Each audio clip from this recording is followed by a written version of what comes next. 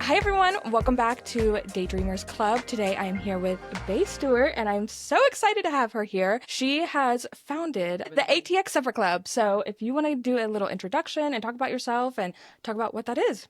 Wow, really should have come more prepared for this. I give the spiel a million different ways so I can never remember how to do it. Yeah. Okay, hi, I'm Bay. I founded ATX Supper Club a little over 2 years ago. We celebrated our 1 month anniversary a month ago. And yeah, we're a Taurus. We have a Taurus birthday, which I really do I feel like that works perfectly. well, like food, but also I'm my Jupiter's in Taurus and yeah, my measure of success is security, warm, loving environments and eating, chilling out. I was literally going to ask you, I was like, are you like a horoscope girly? Yeah. Okay, awesome. Love it. Yeah, we can talk about my leadership style in a few minutes and how I have What's your sun sign? I'm a Pisces. Interesting. Okay. She whispers. Yeah. Pisces. Don't tell anyone. Well, I mean, I'll get to it. But anyway, yeah, so ATX Supper Club has become like a mishmash of all the things that I love, which I feel like is kind of the entrepreneurial journey if you're moving with intention. But truly, I was a full-time musician, went to school for jazz. Oh. Oh. Yeah, you're gonna learn some things today about me. I'm like, wait, I actually don't know anything about you other than I've taken photos for you, so this is amazing. No, so got out of high school in 2018. I'm a little baby. I'd released my first album, released my second album when I was 19. That's Why the is summer. this so funny? I met William. I was playing neo soul singer-songwritery stuff. Incredible. Went to music school. Then I went to another music school. I went to 5 different colleges in 3.5 years. Okay, wow. And yeah, it was a wild ride. It was just scholarship to scholarship. Okay. And then, yeah, got out, I went to all these schools and was like, why am I going to school for a subjective thing? Got back to Austin, was like, I'm just going to hang out with the jazz kids from UT and start a band.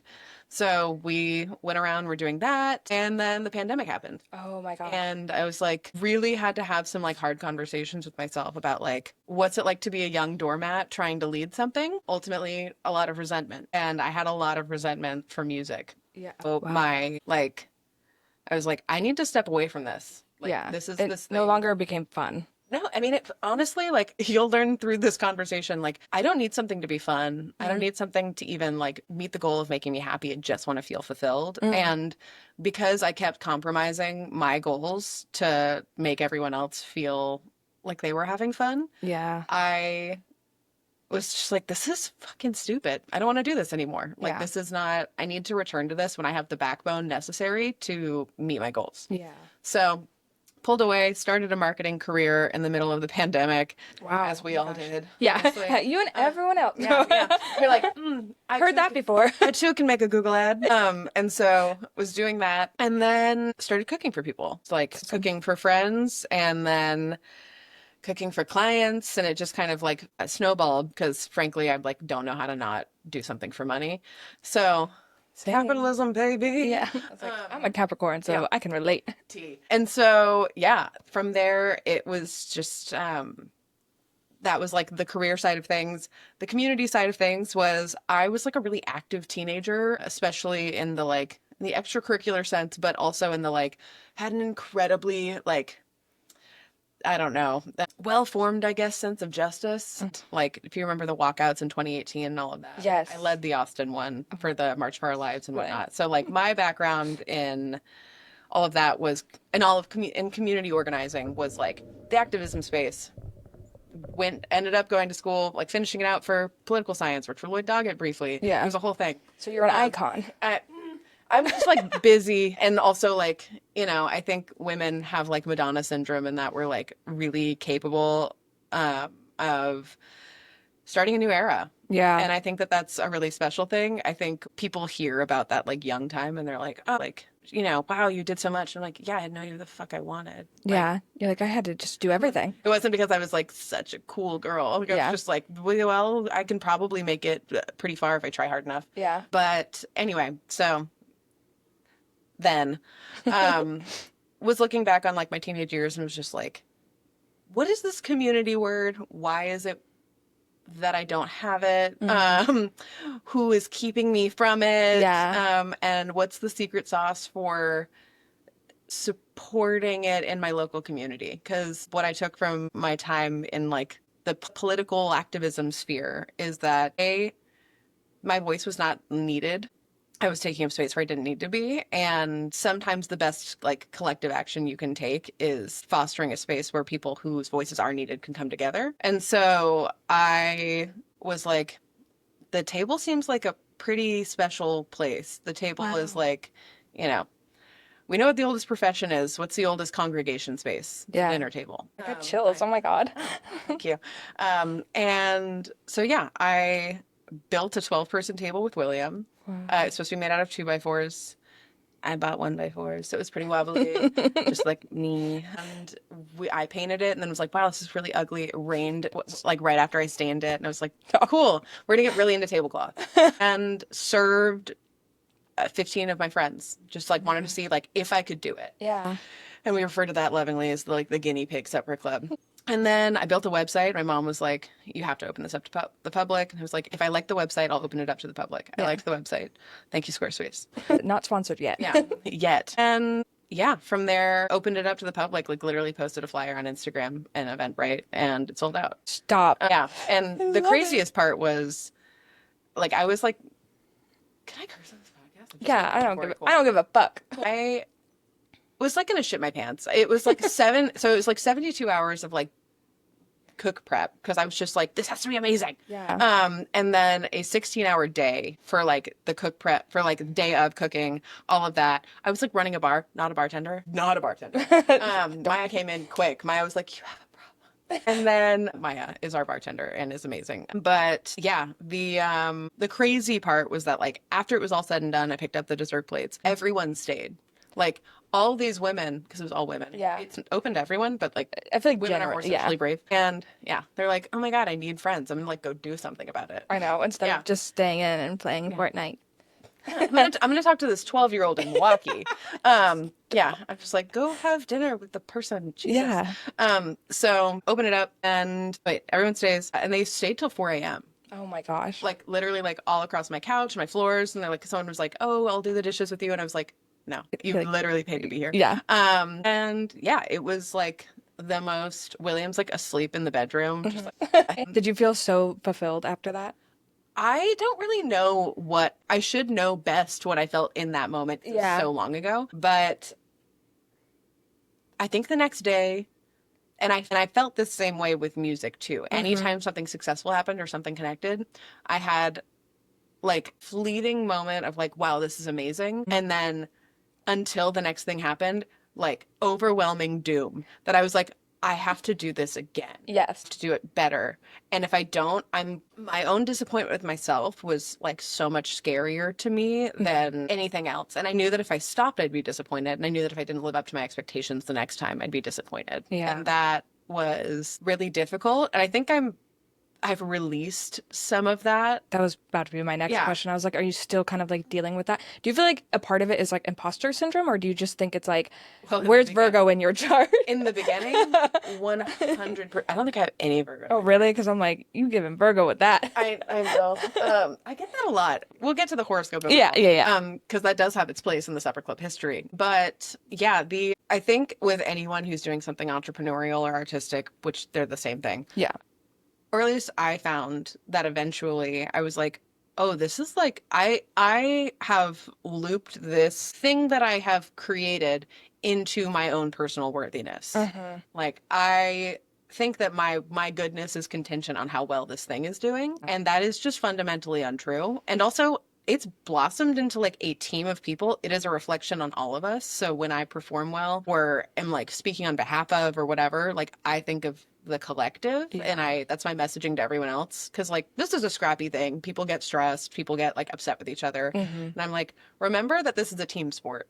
Right. Yeah. And I have to remember that when like if Supper Club like died tomorrow, I have to remember that like it's not about me. Yeah. Like it's something else. Yeah, that is very true. Yeah, I definitely feel like a lot of people, and this will even happen to me from time to time. Like if I'm not getting enough bookings, I'm like, I am a failure. Like da da da da. Yeah. And I have to remember like everyone found out at the same time. Yeah, right. It's like, wow, I just suck. Yeah. But it's like, no, it just sometimes those things just come in waves. So you have to remember it's not a reflection of your worth. Yeah. But yeah, I think oh my God, that's incredible. So now from the guinea pig version of Supper Club. Now tell us like a little bit more of like what it's Yeah. evolved to. How many events do you do, Yeah. and like what does that look like? About 8 months in, it was me and Maya. So chef, host, whatever, all the table setter, and then Maya, who was running bar and also like lifting things and helping in all the ways.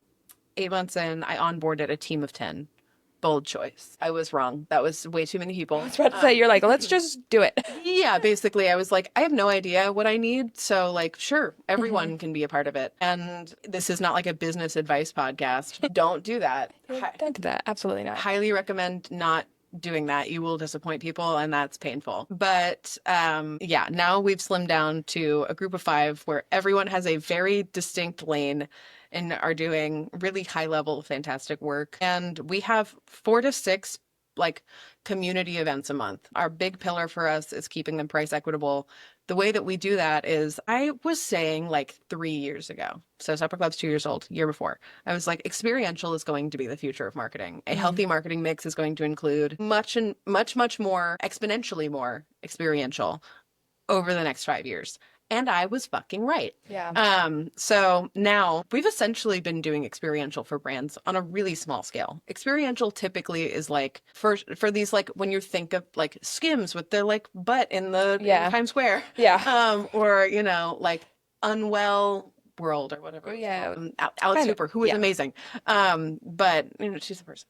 And all that good stuff. Like that's like several $1,000,000 Oh, to execute. yeah. But these other brands are also trying to keep up. We offer them a healthy middle space. So when they want to do something that is a branded evening, we can execute that for you and make it feel personal. Because ultimately, the marketing like term of community management, all that stuff is completely in bad faith. Like their job is, they're just, marketing is a sales channel. Like they're just trying to sell to you in a new way. There is a way to walk the walk, I think, as a brand, and we try to provide that through our experiential. So yeah, we support our equitable pricing by offloading some of that onto our bigger events. So our bigger like experiential events. So we just did one with Fable. We've got one coming up with Bumble. We do like larger private events. Like we're doing one with an autonomous car company, like Waymo, but like but they're race cars. Yeah, it's been wild. Wait, that's so cool. Yeah. And I mean, they're like, what do you know about racing? And I'm like, so much. Yeah, you're like, I'm a race car driver myself. There's nothing I love more than racing cars. Yeah. Okay, so question about like experiential. This is more like for me. Yeah. Let's say, because in my head, I'm also thinking like influencer events and stuff. So if like Bumble is paying you or whoever, is it like open to the public, or is it a specific like niche, like Bumble has an invite list? So that's why I like I said community, and then like Fable, Bumble, and then like, private events like the one with the autonomous car company. The autonomous car company one, like that is for their people exclusively. That is a true private event. Dope. Fable was a mix of both. They were specifically reaching out to us because they could have gone with a different experiential company. We have like an arm that we refer to as housewarming studios. That's just like where we funnel any of our like big client work through. But oh my God, but yeah, the Fable was half community, half like they refer to them as like tastemakers. So typically like media influencers, that sort of a thing. So like folks from the Austin Chronicle, and then like a few influencers and all that good stuff. And then we'll just have our community like, hey, RSVP to this, and we'll let you know like if you got in. That's cool. And yeah, that's I think the best way to do it, because I have never been an influencer myself, but I can only imagine what it's like to show up as a somewhat known figure to a place where you're supposed to kind of like relinquish your bullshit and like be a person. And like, not to say that they're like protecting themselves as bullshit, but like we're asking a lot of them to be vulnerable in a space where people are like, I literally know you from the internet. So trying to make that as comfortable an experience as possible. And I think that that's done well when we mix in like, and here are like literally our community members, like people who are like kind and cool and don't care who you are. Like they think you're wonderful, but that's because you're you. Yeah. So I think Bumble is wanting something similar. So that's gonna be lovely. That'll be fun. I think it'll I feel like be they always have really great like activations in yeah. general. So I love that they chose y'all to like do something. I mean, I'm excited. I when I saw them, I was like, do y'all need another marketer? I'm Yeah, also like available for that. yeah, tell everyone, Yeah. pitch your services. I know I was Yeah. gonna say like give me like a price list because I always have people who are looking for stuff. Yep. So and I'm like, I can't do Maybe it. we'll send one your way. Okay, well that is incredible. So what do you feel like is I guess maybe like the biggest lesson or something that you've learned or how has this, you starting the supper club like impacted you in general? Okay, we'll do like a rose thorn moment. So I guess do I start with the good one or the bad one? The bad one, I guess. We'll end on a good note. Honestly, like from the like onboarding 10 people to the like any other hiccup we've really ever had, all comes down to not saying what you mean or not saying what you want early on, and then resenting people later because like who did you help ultimately?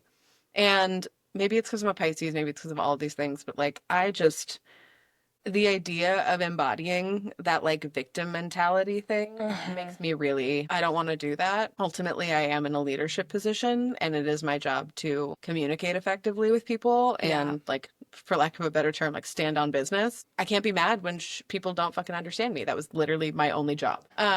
Or they disappoint me because I didn't tell them what I actually wanted. Right.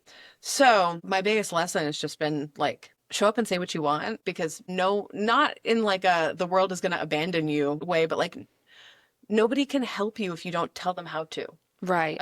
So like effectively communicate. Be really, really fucking clear. Also, I mean, caveat, but like same vein. I think that like being a woman in a leadership position or, owning a business, whatever the case may be, just like you're doing something that people might take as too big for your britches. Right. Is really fucking hard because you like toe the line between trying to maintain good culture and maintain good relationships with people and being effective at your job. And I think it's particularly shitty for women because, worst thing a man can be is like something genuinely diabolical. The worst thing a woman can be is a bitch. And it's not even hard to be seen as one. Right. Like it takes like almost no effort. Yeah, exactly. like, she's a bitch. And it's like, oh, what did I do? How did that happen? I was just standing here. Also on some days. Oh, I didn't smile enough? absolutely I am. Sorry. Some days I am a bitch. And like I deserve forgiveness. It will Right. all be okay. Some days other people are going to be bitches.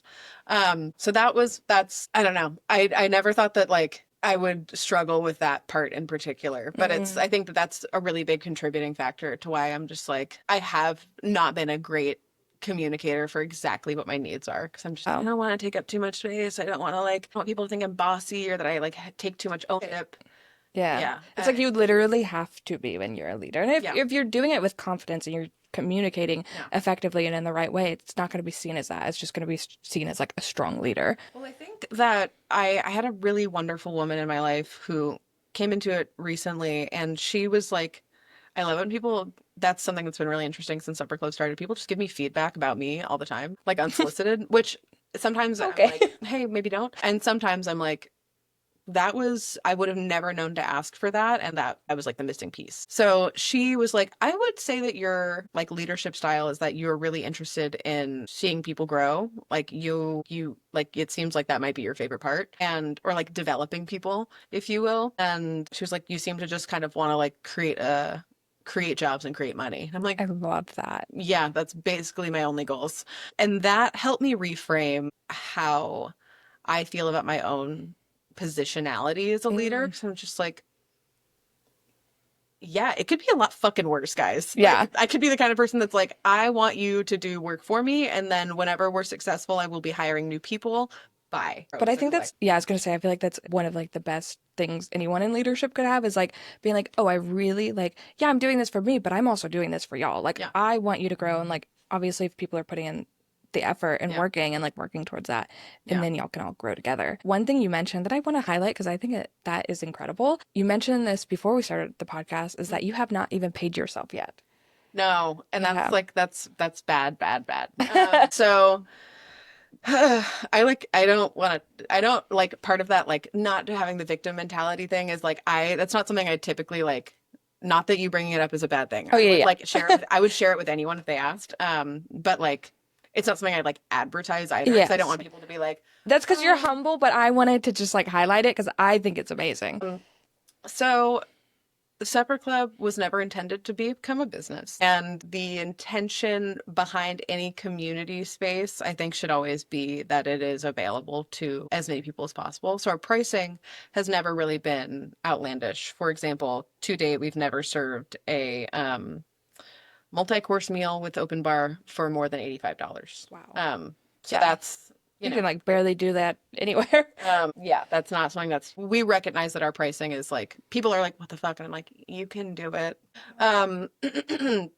But early on, I set like certain metrics that I was like, I like absolutely have to hit these. Otherwise, I can't like stomach bringing people into this mess. So $25 an hour for anyone working like for Supper Club. Which like we're a contractor business. One day it won't be that way, but for now it is. And I have a day job and a client load, so I'm like, I don't need to pay myself. So where the money goes is anything that is above that 25 an hour that's left over either goes into savings, is donated, or becomes profit sharing for everyone else who's already working. And when we have those like bigger events, like those payouts are like, everyone's like, whoa, we had a good month. You had a good month. Yeah. And yeah, my ultimate goal is like from here, we are trying to tackle a third space in Austin, like a true, like a brick and mortar where because our biggest problem is just like we're like super adept movers at this point. Like I feel like comfortably I could move a piano. Like, Wow. I feel like I know how to do that. Yeah. Because I've been moving like antique china for 2 years in the back of my HRV. So You're like, I could also fit a piano back there. probably. I'll figure it out. If I tried hard enough, I feel like I could figure. I know how to like do unscrew screws, whatever. So anyway, yeah. That's what we're trying to do next. And my hope is that once we are like operating at full capacity, venue times, I'll pay myself. Yes. Because I won't have to quit my day job. Yeah. You're like, I will, at that point, I actually have to pay I will, like, myself. actually But I do forced think into it. it also, again, goes back to your leadership style. Like, even the fact that you're donating or you're doing profit sharing, like, it for you, it really is about the community that you have built. Yeah. Obviously, you went to school for music, which is so funny that you were like straight up musician, had albums, you know, recording songs. From a young age, did you feel like you were going to be an entrepreneur? Was that already a part of like something, or were you like, oh, when I grow up, I'm going to be a, you know, a market manager, marketing girl? Yeah. Okay. What did I think I was going to do? Yeah, I would say from a really, really young age, I was like an artistic kid that was like, yeah, this is the only thing I'm good at. I was like pretty convinced I was an idiot. To be Honestly, same here. well, Yeah. I was dyslexic and they didn't figure it out till I was like 18. So everyone was like, why are you dumb? And I was like, this is really hard and I don't understand Like, why. nothing makes sense. Yeah. But like, you know, Similar issue. my like one of my favorite questions to ask at supper clubs is like the conversation ever lulls, which is rare, coming out and being like, what did your report card in elementary school? Like, what were the comments on it? Mine were like, Daydreamer talks too much. Literally about to say that is exactly that was on my card too. Which I think is the secret sauce for a entrepreneur. Yes. So if your card did not have that, go work a 9 to 5. No, I'm just kidding. Exactly. That's what you're built for, Mama. Yep. Sorry. But yeah, I was just an artistic kid that just like wanted to do that, and I was like, clearly, like me and like my future in STEM are like not compatible, so like that's fine. Everyone wants to call me right now. They're like, we have to talk to her. I'm like, you really don't actually. But anyway, so yeah, went to school for music. Like my teachers and I found out at the same time that I was smart when I was like a junior in high school, and I was like, oh my God, period. Cool. I can do it. Yeah. And so I was like, okay, maybe I could like have a job where like people would like pay me, and I'm not like, you know, just I like won't be homeless. where I'm not like on Instagram live like, please listen to my album, I need it so bad. And so yeah, I like started like kicking around like, oh, maybe I could like work in politics or something and like be like, oh, I'm gonna like change the world. I'll be like Nancy Pelosi or something, or AOC, and it'll be so super cool. Yeah, that I have too many tattoos now. Like that's my excuse forever. I'm like, they'd never let me do it. Yeah. But yeah, that was really the only tangible, like real person job I ever thought that I could have. I taught music for a period of time. I taught children's theater for a period of time. Theater kid. I actually wasn't, but all of my friends were theater kids, and I was like, yearn for your freedom. Oh my God, they're so, I was like, you're so embarrassing. And like, that's amazing. Like, I would do anything to be so comfortable with being so embarrassing. Gosh. And honestly, to this day, if I ever choose to spawn, that kid will go straight into like the world's chillest sport, like swimming or something. Yeah. Just like get in the water, don't get hurt. And theater. Okay. Yeah. Full stop. Yeah. Like, Foursome. yeah. Like teaches you how to like speak effectively. Like, I guess yeah, so. like teaching a kid how to like stand up in front of a group of people and be like, whatever you bring to the table is exactly what's supposed to be here. Like, Yeah. work really hard to like put out your best work. You're that bitch. That is fair. Yeah. Good And like, perspective. you know, learn a jazz script while you're at it, you know? So yeah, did a bunch of like rando jobs. The marketing of it all started because I was like, there was like a woo-woo blog called Wee Girl. Wee, and then like hui, like French, girl. And it was like horoscopes and tarot. And I was like, I am so deeply unemployed. And I feel like they would let me write for them. And so I emailed them and I was like, hey, you need a writer? And they're like, yeah, you can be an intern. Like, slay. And then they were just like, do you know how to do SEO? And I was like, yeah. Yeah, I know how to do that. Yeah. What is Do you know JavaScript? And I was like, for sure. Figured it out. And yeah, so just like took on all these things where I was like, this could be a really sustainable way to like support myself. And it's just creative enough that I could be into it. Also, to know all of that and have your own business is incredible because as someone who does not know any of that and like SEO, like it was not until like I went full time with photography and even like a year in, I was like, I guess I should figure out my SEO. What the fuck is SEO? Yeah. Like, I mean, I know now, but it's taking a minute. It's unsexy work, but I think that my like maybe biggest superpower is that I'm really okay with doing unsexy work. I'm like, I think it's sexy because I think knowing that is incredible. You know, like I think the like, you know, to the point of like the disappointing, the like 10 girls, 10 people that I brought on, they were unaware that like Supper Club was not just like the end product. It's all the things that lead up to the end product, which are carrying 100-pound boxes, sweating your tits off while setting a table, steaming the tablecloth, rinsing like, you know, half-eaten dishes, washing those dishes. Like it's just like a bunch of it's true hospitality work. Yeah. And I think that they were like thought we were like gonna get catering. Oh. I'm like, no, like this is They're like, wait, it's not all done for us? like events are gross. Know that if you're doing events, they're gross. It's a lot of work. And it's, you know, like I was driving home from one the other night and my mom, I was just like telling her lamenting about how excited I was to get home and shower. And she was like, what's up with you? And I was like, I have sweat so much and then like gotten into air conditioning and sweat so much again that there's like a layer of grit on my skin that's just like, she was like, oh my God, it was that hot today. I'm like, Mom, that's every supper club. Oh my gosh. Like, no one should touch me during the supper club. You're like, I'll be over here. I hope you'll enjoy. It's like crystallized sweat. Oh across my entire gosh. body. Yeah.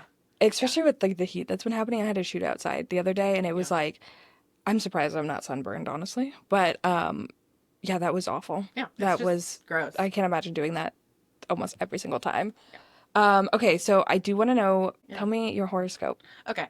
My horoscope? Yeah, I just want to tell me things about your... Cool. So I'm a Pisces sun, a Gemini rising, and a Cancer moon. She's emo and a yapper. And I have a Pisces Venus. I have a Pisces Mercury. Venus. Well, lover girl. Yes, absolutely. And a Taurus Jupiter and a Aries Mars. So when I'm mad, I am very like, I'm like, whoo, this feels real. Yeah, like this is super at home wherever it is. And I really can't remember the rest right now, but the Supper Club team is made up of almost exclusively water sign moons. Oh my god. We have just gotten another water sign, like another sun water sign. Wow. And I was talking to a friend who's like, you know, she can like look at your like the chart and it, like tell you what it means. Saying, oh, I love her name is people Megan. like that. I'm like, tell me everything. Megan, hey, she's amazing. But I was like telling her, I was like, I have been thinking a lot about my positionality as a leader, but also as a Pisces leader. And she was like, speak more on that, girl. What do you mean? And I was like, it's the fucking blind leading the blind, dude. Like, I'm just like, yeah, everything's written in pencil. I'll catch you on the flip. What do you mean you don't know what to do? Yeah. And she was like, yeah, that's a lot. It feels like, people are always like shitting on air signs. And I'm like, water signs are not much better. Like I'm in flow and I act like it. I don't know a lot of water signs. We're problems. Yeah. We're not like, I don't think we're certainly not the backbone of society. Pisces. That's the earth signs are the backbone. Yeah. I was raised by a Scorpio and a Taurus, Oh. and I thank my lucky stars every day. Wow. Yeah, I love a Taurus. All of the important men in my life are Tauruses. I actually really like Taurus men. Well, Capricorns and Tauruses are supposed to like. Yeah, I always feel like I get along with them. Okay, I love that. Yeah. Wow. Yeah. But when you were saying like, oh, you feel like a Virgo, Supper Club, when it was like truly just me managing the table, usually at the end we would do like a sign reveal, and everyone would ask me mine first, and I was like, you're gonna guess at the end. I would get Virgo 90% of the time. I think it's also because of like the planning and like you being maybe hard on yourself or like being you're like absolutely being particular. Like my best friend's a Virgo, and it's like she's her own worst critic, but I would hate to be a Virgo. Yeah, well, we're sister signs. Okay, so maybe that's why. Yeah. Yeah. No one can ever guess my sign. Capricorn, I mean, like, I feel like I'm such a fucking Capricorn. I feel like maybe in the ways in which you like run your life, absolutely. The like, I don't know. I will say though, my oldest friend and best friend is this person named Ramona that I knew in high school and still know now. I don't know how you met them like they're gone. And they are like very, very end of Capricorn, beginning of Aquarius. Yeah, It's same. like, I'm a cusp, but I'm like, you're a Capricorn. Yeah. And they are like this like deeply colorful person, like, like they radiate the like softness and like, Do you know the rising? like, I don't, but I could find out. Yeah, I'm right on the cusp too, like the day before. So. Oh my God, wait, are you the 19th? I'm the 18th. Okay, cool. Yeah. Yeah, they're the 19th. Okay. So does that make them an Aquarius? I thought the 19th Maybe they was. are. What if they hold on? They think lying. they're a Capricorn. Maybe it is the 19th where it ends. Let's look. Maybe I'm so mean to them this whole time. Can you guess my rising? Libra? No, but I like that. Okay. Because I always think of Libras Libras, I always think it's like that girl. Like she's that girl. And they're always aesthetic. Libras scare the shit out of me, I'll be honest. Really? Yeah. Why? I have yet to like meet a Libra where we like get along. Okay, that's fair. Yeah, like typically I'm just like in like the least shitty way, because like usually I'm like, you are so regular and lovely. It makes no sense that we wouldn't be able to get along, but every time I'm just like, we just rub each other. They're indecisive too. That's like girl, a thing. Same. You're like, maybe it's just too similar or something. I think so. It's like magnets reversing. Yes. Just like it should work. Yeah. Yeah. It ends on the 19th, Capricorn. Okay, So she there is you go. literally, so I'm Right. 2 days before. Yeah. My rising is a Cancer. So I'm double Capricorn. I'm a Capricorn sun and moon and then a Cancer rising. Yeah, I got a lot of Capricorn.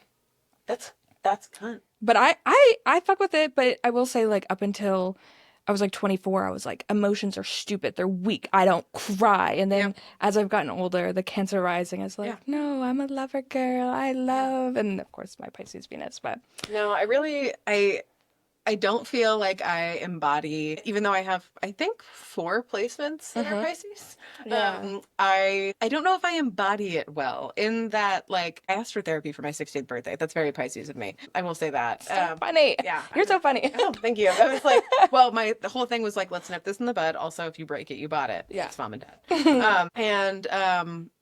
I'm an only child. It was a whole, I was like, you guys could do this. You make your first pancaked right. Exactly. But yeah, everything else though, I'm like, being in touch with your emotions is fab. Like, I'm absolutely out here crying. Like, trust. But I don't know. I think the Pisces of it all is like, I'm capable. I feel like, because I don't know a lot of Pisces, but like I see you and I could think like dreamy lover girl. So yeah, you're like, accurate. Yeah. Very, very true. Yeah. Okay, I love it. Well, to end on everything, if there's anything you want to like promote or, where can we find you? Let us know. That's a great question. Like, what is my next event? Yeah, like all of the events are happening all of the time. Go to our Instagram at atx.supper.club or our website, ATX Supper Club. If you or someone wants to have a fabulous event, private or public, hit us up through there. And if you want to come to a really wonderful event, we announce them all on our Instagram. Yes. So yeah, It's Definitely follow them. Check them super out. duper easy. Do you ever have, I know I just said I was going to end it, but now I have a question. Yeah. Do you ever have like small businesses, like local businesses want to, Do things? yeah, like work with Yeah. you? Yes. And this is one of those, like, it's behind the curtain. Like, if I were better PR trained, like, Sloane's probably going to kill me for saying this. Sorry, Sloan. So, yeah, she'll live. Yes, we have small businesses come in, and it's one of those things where, like, it is a true nepotism experience. Because I'm like, it's entirely up to like our team's discretion, which is great and like to how it should be. But it's also like, and this is, I guess, where the Pisces comes through. My want is to be able to provide like an awesome marketing experience for like everyone free of charge. But if we are taking time out of like our normal or regularly scheduled programming to provide other local business with an event, and usually they're like for free or like we do it together so we share the profits. We're actually bringing the whole event to the table. Typically, they don't have a bigger following than us. Like, there's all these things where it's just like, you are not bringing anything to the table in any way, but you want us to provide this Literally, you're not bringing anything to the table other than some business cards. And well, that's super cool. And like, we really do want to support it. And we're happy to like put it in the newsletter or whatever, post it on our stories. We just can't really provide. Well, it makes, I feel like, yeah, that makes sense. And this is where the woman of it all comes in. People are like, they're mean. They said no. And it's like, I don't ever want to be that person, but like, but your business. Like, well, I did say I work for free, not for you. Exactly. Yeah. I work for me for free. Yeah, exactly. Yeah. No, I was going to say, like, I feel like from business to business, like, I would never come to you and be like, let's do this event. You're going to do everything, but like, my name's going to be on it. Yeah.